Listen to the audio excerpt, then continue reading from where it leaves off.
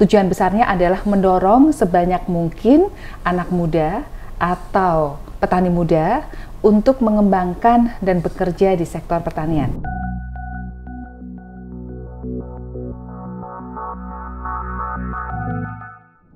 Halo Farmers, ketemu lagi di program AgriTalk bersama Bang Agri. Hari ini saya ada lagi main di Kementerian Pertanian, tepatnya di Pusat Pendidikan Pertanian bersama dengan Dr. Ida Widi Arsanti SPMP sebagai Kepala Pusat Pendidikan Pertanian yang sekaligus Direktur program YES. Nah, program YES ini apa sih Bu? Tolong jelasin dong Bu. Oke, selamat pagi menjelang siang Farmers dan juga Sobat YES di seluruh Indonesia ya. Jadi perkenalkan, tadi sudah singkat disampaikan bahwa kita di Pusat Pendidikan Pertanian ini selain memiliki 7 politeknik dan 3 SMKPP, kita juga mendorong UPT kita di bawah Pusdiktan, Kementan. Kita juga mendorong banyak sekali petani milenial untuk bergerak di sektor pertanian dan mengundang banyak anak-anak muda untuk bergabung di sektor pertanian dalam konteks petani muda YES, begitu ya. Nah, YES adalah Youth Entrepreneurship and Employment Support Services, kepanjangannya. Dan kemudian program ini tujuan besarnya adalah mendorong sebanyak mungkin anak muda atau petani muda untuk mengembangkan dan bekerja di sektor pertanian. Kegiatannya macam-macam Bang Agri ya. Jadi ada kegiatan pelatihan, kita berikan macam-macam pelatihan, kita berikan kegiatan magang, kita berikan akses permodalan. Sampai ke permodalan. Sampai permodalan dan kemudian juga kita memberikan akses pasar. Ya. Kemudian juga misalnya ada beberapa petani milenial yang kesulitan lahan misalnya ya di daerah-daerah misalnya di sekitar Jakarta karena kan lahan sudah sulit ya. Nah, kemudian kita juga berikan fasilitasi untuk bisa kita komunikasikan kepada pemerintah daerah atau stakeholder lain untuk bisa diberikan akses lahan. Berarti membuka peluangnya itu ya, dari usaha itu ya. Dan ini dari kapan Bu program YES ini? Program YES ini sudah dimulai dari tahun 2019 ya. Dan kemudian juga sudah bekerja di beberapa provinsi dan 19 kabupaten. Jadi nggak semua provinsi dan kabupaten Bang Agri. Ya, kita hanya di 4 provinsi, yaitu di Kalimantan Selatan, Sulawesi Selatan, Jawa Barat, dan Jawa Timur. Nanti kemudian dikembangkan lagi Bu ya? Nanti rencana dikembangkan lagi. Jadi program YES yang pertama ini kita ada dari tahun 2019 sampai tahun 2025, dan kemudian nanti kita sudah merencanakan YESI, YES Scaling Up, begitu ya, untuk kemudian bisa dikembangkan di provinsi-provinsi yang lain, seperti itu.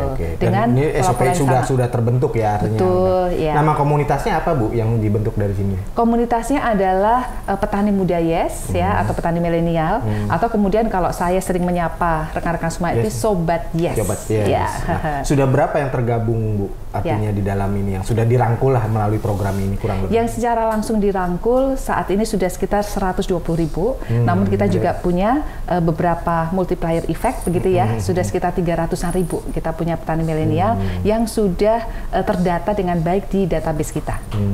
Nah itu yang kategori milenial itu sendiri artinya dari sisi umur dan sebagainya itu ada nggak Bu? Ada.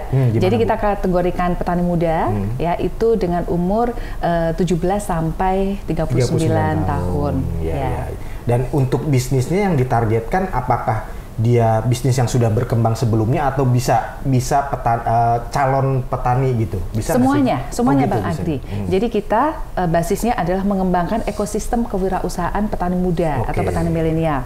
Di dalam ekosistem tersebut nanti ada off-farm, ada on-farm, ada sektor hilir ya, packaging, kemudian pengolahan dan pemasaran. Nah, kita mengundang anak-anak muda baik yang masih baru sama sekali. Nah, ya itu maksud saya.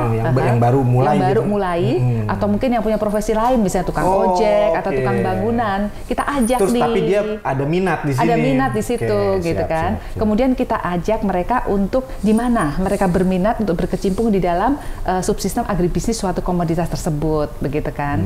Nah, kemudian kemudian ketika kita sudah petakan, oh ya, kamu bisa di sini. Misalnya kita punya contoh aja ya, Bang Agri ya.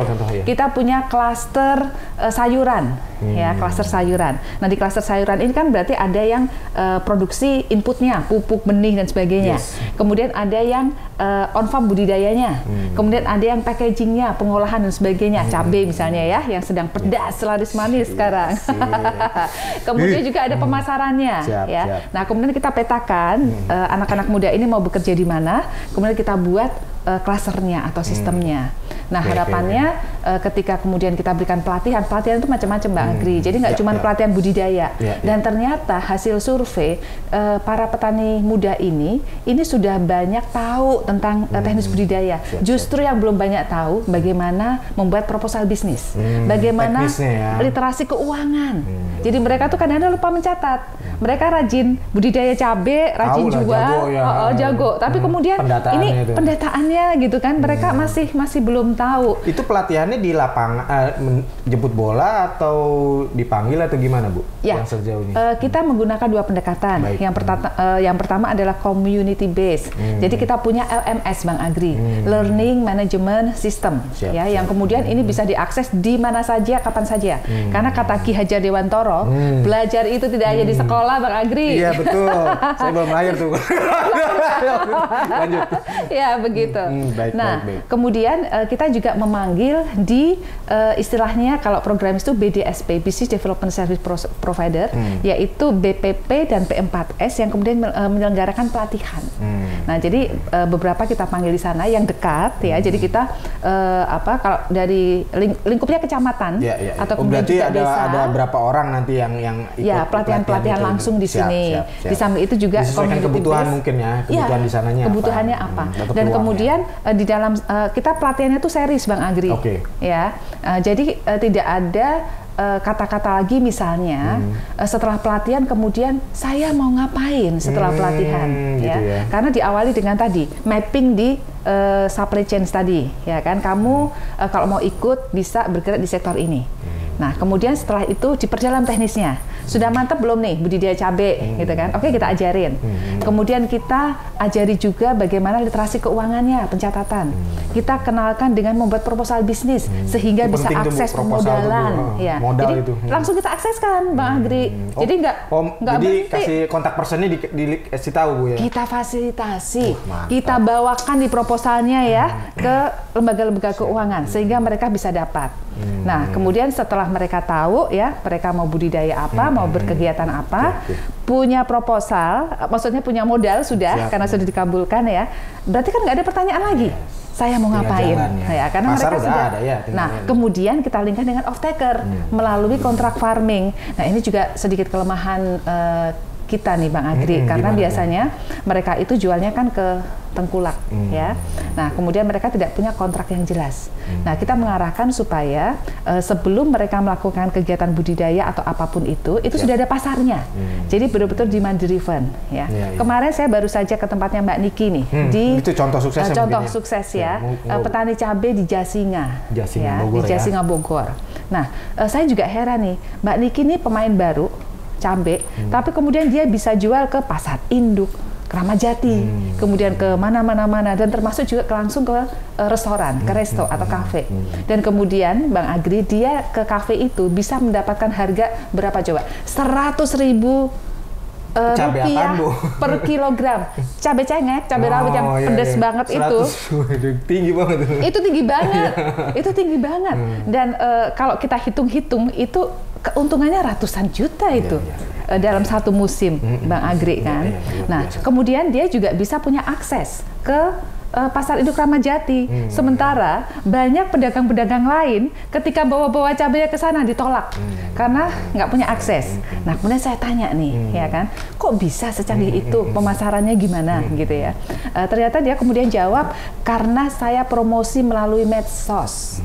Jadi dia bikin beberapa video singkat ya ketika mau panen, halo viewers gitu kan. Ini saya mau panen nih gitu kan. Siapa berminat gitu kan. Saya mau panen berapa banyak, siapa mau berminat. Nah, dari situ biasanya kemudian sudah datang itu. Oh ya, saya pesan 1 kintal. Saya pesan berapa 1 ton atau berapa, itu sudah ada. Dan fresh dari sana. Nah, kemudian yang hebatnya lagi Mbak Niki ini, dia punya mitra ya, mitra kerjasama salah satu perusahaan besar lah ya. Kemudian saya tanya, gimana bisa kenal dengan perusahaan besar ini? Awalnya gitu kan, awalnya gitu kan. Ternyata dari media sosial juga. Jadi memang dia awalnya memang gak ada hubungan gitu ya, kenal gitu aja disamperin gitu ya karena dia. Akhirnya kemudian mereka bisa invest hampir 1 miliar. Luar biasa. Di pertanaman cabenya itu kan luar biasa ya. The power of medsos ya. Ini luar biasa sekarang ya. Dan online. anak muda. Sekarang sudah tergabung di sini. Sudah tergabung di program ya. Itu salah satunya. Siap. Nah itu nanti, contoh sukses di Bogor, di daerah lain juga. siap ini ya. Tapi kan saya nggak masuk milenial Bu ya, nggak boleh Bu ya. Berarti Bang Agri duta petani andalan. Ada. Nah itu apa tuh bedanya Bu? Jadi kalau yang milenial memang terbatas dari 19 sampai 39 tahun. Tetapi potensi-potensi kewirausahaan, pertanian dan sebagainya ini kan sebetulnya tidak terbatas di usia itu ya. Nah sehingga untuk yang kategorinya sudah lebih dewasa dari 39 tahun kita kategorikan sebagai petani andalan. Petani andalan. Gitu, tapi ada programnya juga Bu ya petani andalan? Ada bersama-sama. Bersama-sama. Jadi membagi ilmunya gitu Bu ya. Membagi ilmunya. Kemudian membagi ilmu, menjadi off taker, kemudian menjadi mitra kerja, dan juga memberikan bisa kerjasama Bu ya. Mitra bisnis. Baik.